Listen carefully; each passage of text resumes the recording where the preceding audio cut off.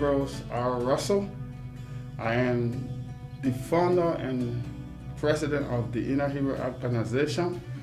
And with me here today for the interview, I do have Maxwell J. our content creator and also a youth board member of the Inner Hero organization. Today we're going to be doing an interview with Max about his life and also what he has been through, and also his work within the community and his work with the Inner Hero and what he's looking to see the outcome to become, and what his approach to life in general. So again, Max, welcome to this interview with me, Ambrose R. Russell. Absolutely. Great to be here, Ambrose. Thank you. All right. We're following social distance, just so you know. So we have 6 feet here, and we also have our mask. So if you're watching this interview, you can see that we do have masks and what have you. So we still following the CDC guideline and direction. So Max, by just starting up front, who is Max? Max Tahija is a young, passionate individual who grew up as an observant creative. I wanted to be an inventor when I was younger, and ultimately it segued into creating ideas in the visual realm with video. And when I met Ambrose, it was a perfect segue into something more meaningful. Oh, thank you for that. And when you say meaningful, can you elaborate on that a little bit more? Yes. What I would say meaningful is the byproduct of doing something that creates in conjunction with the mind, the body, and the spirit.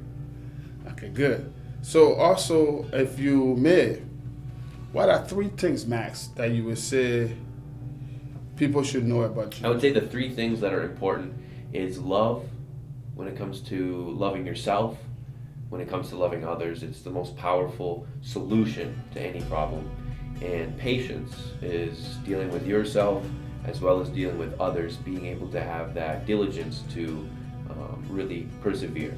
And lastly, hard work. Combining that love, that passion, those more emotions of understanding with that hard work really grounds yourself to be purposeful in this world and to not be calloused with the hard work, but to be impassioned by it. Good. That's a good answer. So again, ladies and gentlemen, you are watching an interview here with Maxwell J. of the Inner Hero organization. He's our content creator and also a youth board member. At the Inner Hero, we educate, inspire, and build. We also have the hashtag, be the change you want to see, hashtag, let the healing begin, and hashtag, change begins with me. So hope you take note of that, because we all have to play part of the change that we're looking to see. We cannot just talk from a distance. We have to become part and parcel of the change. And that's how we affect the positivity of change, by being the action of change. Mm-hmm. So, Max, what led you to work with the Inner Hero organization? What led me to work with the Inner Hero was the spirit of Ambrose R. Russell, someone who I'd like to consider a mentor of mine. The spirit of him and the actions that he showed really proved to me that this is a path in which I want to follow in my life. So if you as a young man, 23, right? Yeah. Looking into that camera and talking to young people that your message should resonate with them, why they should become part of the Inner Hero, that they can seek and find the full Inner Hero that is within themselves, that they can become the Inner Hero. Looking at that camera directly, what will you tell a young girl, young boy, or middle-aged person, or parent, or whoever it is, why Inner Hero work is so significant to our growth and to our world right now? What I would tell to a young person, a middle-aged person, or a young person looking to find more answers in their life and more meaning is the reason the Inner Hero is so powerful is because it's not a quick fix or a short-term solution. The Inner Hero is a long-term answer to a lot of these questions that really were inside of me, and I could find the answers through the work. And that's ultimately the reason why is you can feel like you might have an answer for an evening or for a day, but can you have that long-lasting solution? And when you speak with the people at the Inner Hero and you see the work and create change with the work yourself firsthand, you can really feel the difference internally, and then you can externally project that into the world and hopefully inspire others. So in short, you can say Inner Hero has the work to show. In long term, the work is there to show people that, over the period of years what we have been doing, there's programs that structure you as a person where we meet you that we can help working with you pretty much. And that's where the three words came in: educate, inspire, and build. We come to meet you where you at. We help educate what you have, and we help inspire you to see what you have not seen within yourself. Absolutely. And we help you build that characteristic that will become stainless and become consistent, that you can build on and move on to become a better person for yourself. And that true inner hero that is embedded within you can come to fruition. That's what you're trying to say for sure. Yes. Thank you so much, Max. And again, question I have for you: Max, Tahija, what inspires me the most is seeing the impact I have on others, but knowing that tomorrow you can continue to put in that work. Hard on your goals, but compassionate with your outcomes and Yes. diligent with the process. Yeah, that's a good answer. There was this feeling of connectivity that was through me like electricity, and I can't really explain it in words, but I can just feel it. I would say Ambrose is a rock for me, and probably a lot of other people. Whether we have a lacking family structure at home, or we just want another person to lean on, Ambrose R. Russell has been a foundation for me. Someone that I can believe in, listen to, speak to, and know that I'm going to get an earnest, genuine, and compassionate response. And his heartfelt nature mixed with his drive to give you the honest truth, but also be compassionate at the same time, is something that I can be fully honest with him about, and know that I'll find the truth that I'm looking for. It may be painful, it may be joyous, and it may be freeing. It could be any of these sets of emotions, but I know that it's true. What are some, before I go to the next question, I will stick with it for a little bit. What are some of the moments that you can recall that you have seen, you and I in a community working with people, and you have seen that same affection that have come from me to you, that it goes to other people, and it, regardless of race, color, creed, it just coming natural. Yeah, because myself getting emotional, man, it just coming natural, because for me, that's what the work is about. That's the completion, when you can help somebody lead from A to B. Like I put it this way, I always say, the goal for me and inner hero in life, when God gave us this organization, is that we want to be a torch, also that we can give people the candle, so we can be the torch and also have the candle, because a lot of people cannot see within. And the only reason why some of us, and for me specifically, I can do what I do, is because of my relationship with God. Had it not been for God and the belief and the faith that I have to put through action and believing in people, even if I don't believe in myself, that I can see that I will be that stand-up bearer, or that bearer of the torch and the candle, that as people go to see the darkness of the tunnel that they don't see way out, that we can just be the one that can give that torch. That if we give the torch and let the candle for 10, 15,000, 2, 3 people, as they walk through that darkness, we ourselves, so to speak, can see further and clearer, that we can walk.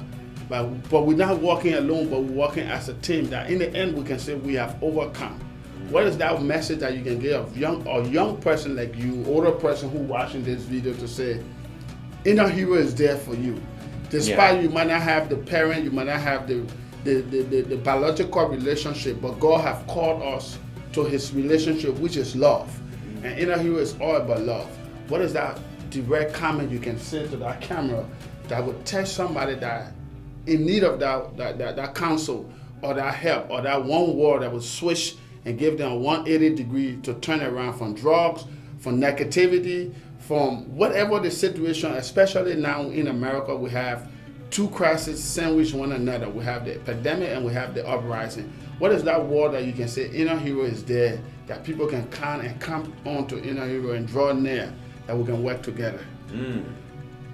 I would say knowing that no matter what the situation is, Ambrose, as the speaking head and functioning source of sort of the nucleus for the inner hero, there is no situation that's too severe, there is no circumstance that's too dire to really be saved.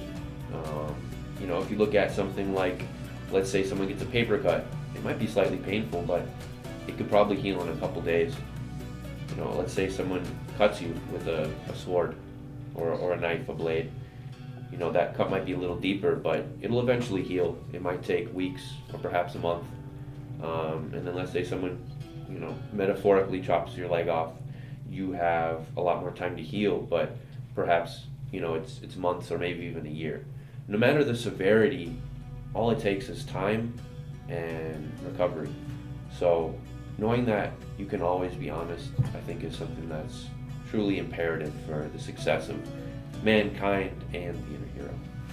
Thank you so much, Mac. As you answer that question, my heart, I just see it that we shouldn't be of ourselves. And I think the reason why we struggle today as people is that we become so self-centered. We have become something called unity.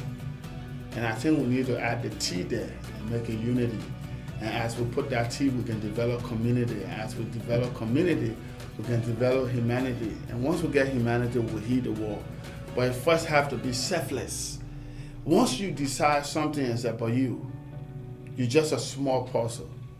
But if you decide something is about people, you become the world. Because if you help one, teach one, and you reach one, that one will teach one. And that's the goal of Inner Hero. And that's why I'm so grateful to God that you and I cross paths. Because when you meet the rightful people, I always tell God, I don't pray for people who are educated. I respect education, but I pray for people who love. Because it's out of love that you find the true potential out of someone that will put their mind, regardless of pay or not.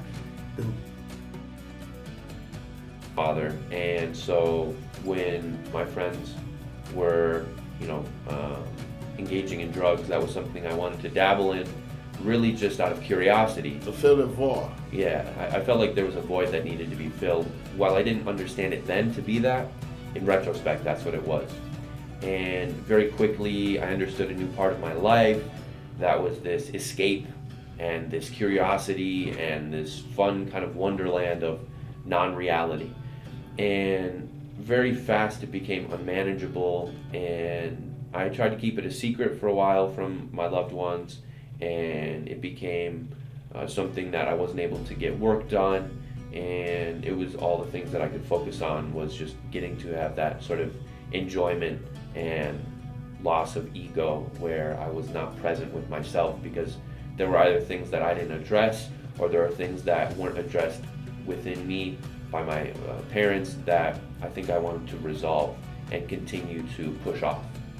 So ultimately, I dropped out of college after freshman year of Eau Claire, and I thought that my life was just going to magically get better. All of the scaffolding and support structures that were in place from my parents to schooling, I thought would give me the freedom to do what I really want in the world. And when I had no structure, I realized I didn't know what I wanted to do in the world. And so my use went up because the anxiety paired with that really creates situations where any time that there's a stressor, it's easy to reach for something that redeems and relieves that stress. Mm-hmm. So finding within myself the belief that I have to be better, it was something that was a slow process, but there were many aha moments that perhaps I ignored, and ultimately I had to realize those if I wanted to become the best version of myself and an acceptable version of myself at that. Yeah. So that was really the process, and it's a daily attempt at self-love and attempt and back at just really choosing life, choosing communication, choosing presence. And I think the perfectionism plays a huge role in that because as soon as one or two things go wrong, it's easy to have a snowball mentality of, oh, let's just confide in the substance or go back to something because it's familiar. A lot of people, whether they realize it or not, recreate traumas in their life, and they have it in a cyclical fashion because it's something they're used to. And there's actually a train of thought where we are addicted to the pattern of stress and trauma because it's the only sort of stimulus that we're used to, rather than choosing diligence, hard work, and positive outcome of effort. Okay, so if I may ask, how old were you when you started, and what were the kind of drugs did you take? Yeah, so the first thing I ever did was an e-cigarette when I was like 15, and then I was a sophomore in high school, and then junior year, my dad's pretty alcoholic, or is an alcoholic, but sometimes I like to sugarcoat it. He struggled with alcoholism, and so I steered away from alcohol, and I smoked weed for the first time. And I would say, particularly with weed and alcohol, and differently for each, because alcohol is more publicly status quo, while it could be more divisive, whereas cannabis and weed is perhaps more social stigma, isn't as lethal. Obviously, you can't die from it, but can have equally destructive patterns if you use it in an abusive manner. So I smoked and had drank in junior year of high school, and then I dabbled with other things that were around, pills, and after college, when I got back, even fentanyl, and that was something that really didn't feel like me. It was like the penultimate escape in a way. I'd never done heroin or meth, but fentanyl is stronger than heroin. And I wasn't injecting, but to still be snorting it, it was like the most efficient escape. And there was this moment where I was in my dorm room and I had some left of fentanyl, and it was just like this divergent moment where this yin-yang experience was happening, and I just had to say, this isn't me, and if I go any further, it's going to escalate really quickly. There you go. Yes. And so I had to take accountability and realize my identity and move forward.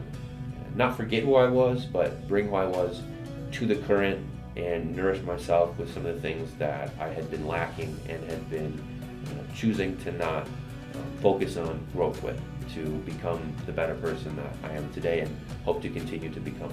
So if you say, how long have you been sober now? Yeah, I've been sober from that stuff for, I think, 3 years now. So 3 years, yeah. 3 years. At least. And if I may, what are some of the influence positively that since you met me, because we have talked about it before we came on camera, right, that I have impacted you with to stay away from substance? Yes. I would say that ultimately just believing in yourself and choosing yourself first. So that looks like love and knowing that these aren't answers.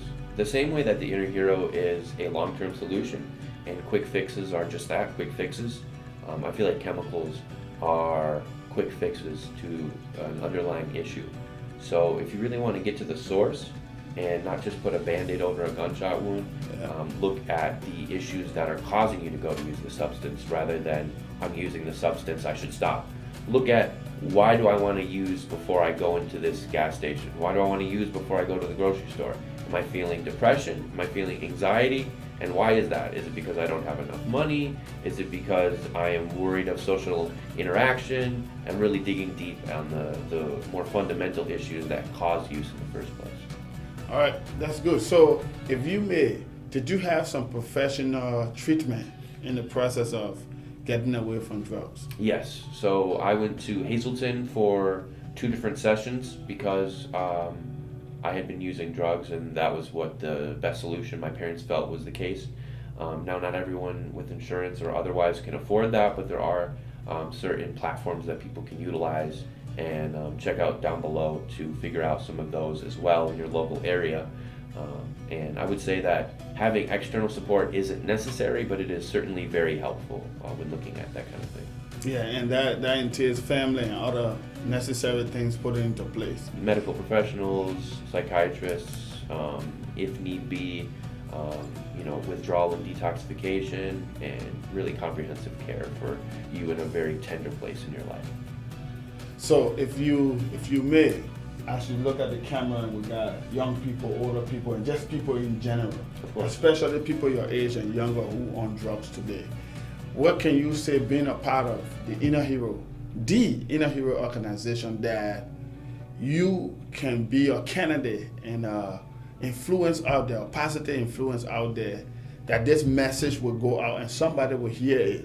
Hopefully it will shape and help somebody's mindset that is on some kind of drugs, wherever it may be, that you can say being part of Inner Hero and the positive influence that Inner Hero has on you, that you can use that same influence to help you, to use your story to help people in general, but especially young people like you and younger than you, that they can escape that route from drugs. Knowing that you're not alone is the biggest thing, and that low position that you feel in when the substances are gone, or even after use, the shame and guilt. Religious guilt and substance abuse guilt, I feel, are very similar in the way our body processes them. And so if I can know that I can help myself, and it may not be forever, but every day I'm coming and I'm showing up and I'm deciding myself, I can slowly build a character of a person that I can respect. When there's substance abuse, a lot of times there's a lack of core values. Yes. And that's something I struggled with, feeling like I didn't have values. There you go. Whether it was my parents didn't teach me specific values because I was an only child and perhaps they were busy focusing on their company, or if it was just something that didn't stick with me when they were bestowing the information upon me. Knowing that the way I feel, I don't want to feel that way anymore. And I don't want others to feel that way anymore. And if I can know that's so true in my heart, and for a lot of the people who are experiencing that, if I can come from that and know how that feels and give other people that rope up to help them, that's the most redeeming feeling possible. And as you talk about that, I get a little bit emotional because, you know, a lot of times I'm a father of 7 kids, 6 boys, 1 girl, and I'm a father to so many other kids that I mentor in county home school, into juvenile detention center, the prison in St. Cloud, the Loot, and whatever, and in the community at large. And I remember just meeting you as we talk about things and as we gel and we got closer together and know each other more and trusted, because you have to build a trust first. Yeah. And to see that you have gotten to the place we have become like big brother, small brother, father, son, that you can call me 2 o'clock in the morning. You can call me before you make a lot of personal decisions. I would say almost all your decisions in life, you talk to me before you make it to seek advice. Yeah. What is that accountability piece that you can speak to, and that reliability and the level of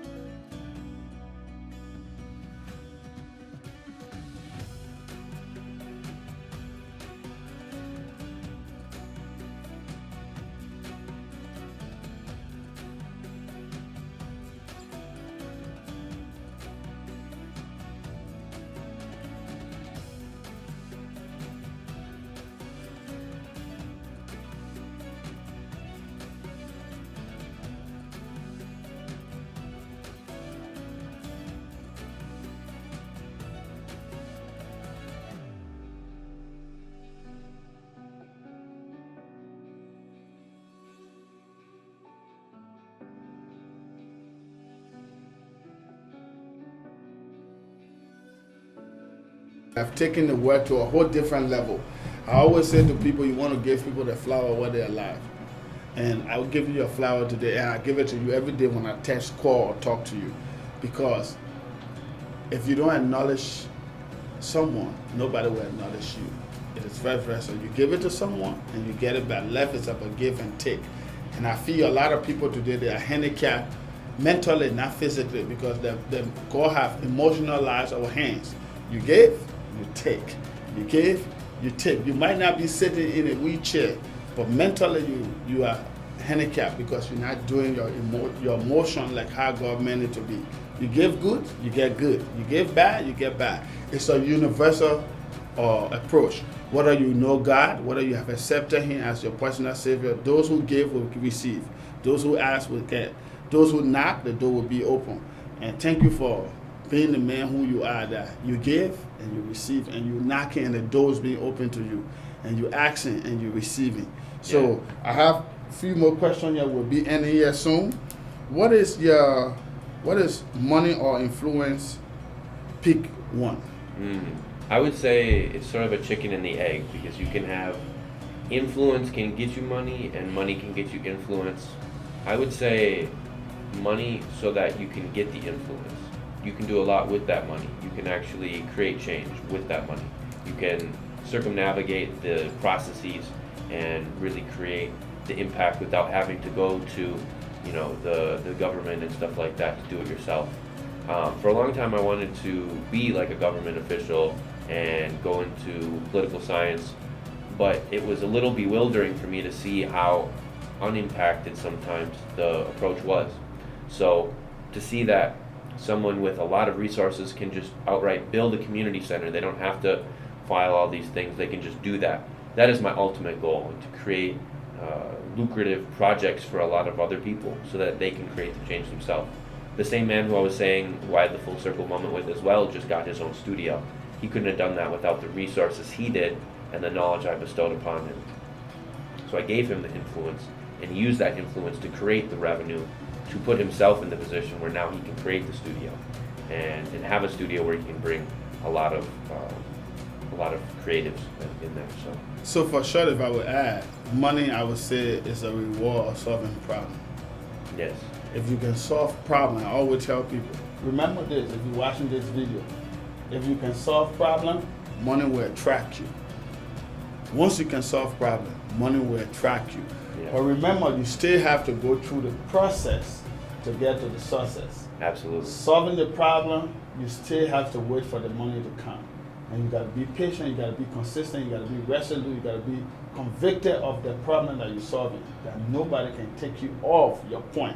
So money is the reward of solving problems. If you're watching this video, sit down and think about something that you know people need to be solved. And some way, somehow, money will attract you. All right, so Max, if I miss... And money, you can get quick fix money or you can get long-term solution. There you go. I would say long-term solution money is obviously going to be better. It's the best one. Long-term. Yeah.